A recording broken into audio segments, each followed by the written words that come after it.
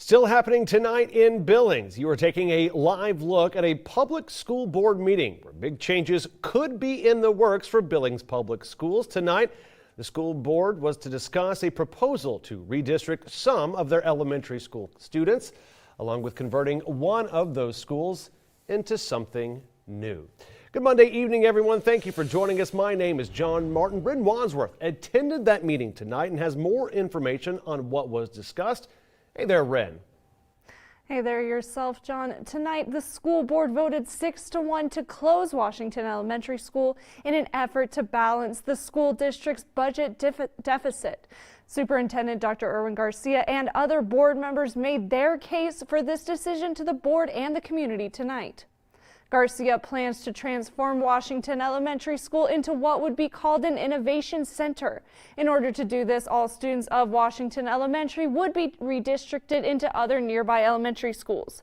Washington Elementary School was chosen for the transformation for a few reasons. According to Dr. Garcia, Washington has the lowest enrollment of all their elementary schools while also being the most expensive per student to operate. Garcia believes the campus could better serve the district as the venue for their new innovation center. This facility would host courses that would allow for high schoolers to graduate with both their diploma and an associate degree. And Garcia says this potential center is an opportunity from a necessary and hard decision.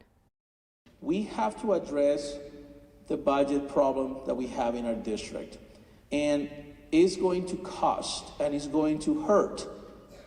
We have to be able to go back and consolidate the deficit that we have in front of us. And I know, I didn't come from Houston to close schools. That's not, you don't get a good name by doing that. People don't like you anymore, and that's absolutely okay. But we have to make the difficult decisions. And one of those actions is consolidating Washington Elementary School. During the meeting, several parents and community members spoke up against the closing of the school, but board members ultimately said they needed to make this hard decision now in order to benefit the school district as a whole in the long run. And we will, of course, continue to keep you updated on the Innovation Center's development and what that will look like in the near future. Back to you, John. All right, Bryn Wadsworth, thank you very much. A lot of big stuff coming out of that meeting tonight. One of the other hot topics discussed during tonight's meeting was a proposed ban of a graphic novel called Assassination Classroom.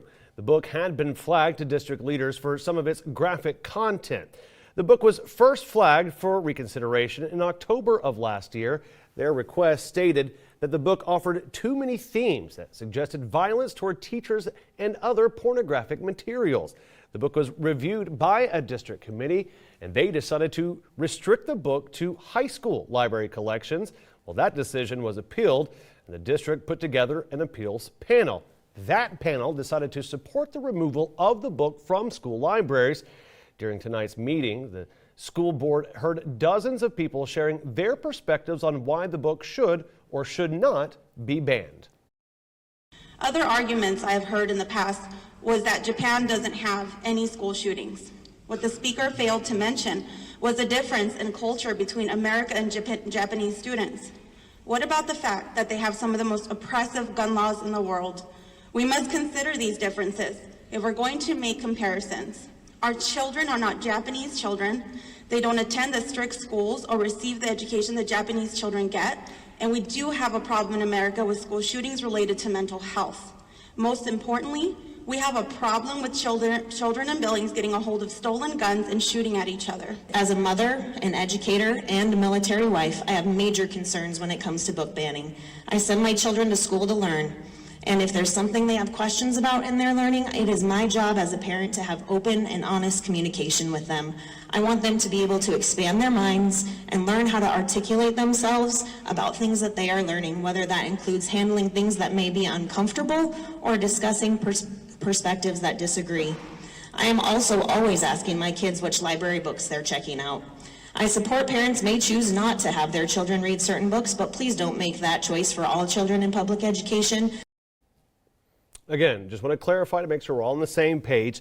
The panel decided to support the removal of the book from school libraries, but the vote to either ban or not ban has not occurred yet. Of course, we'll keep you updated on the decision from the school board as it becomes available.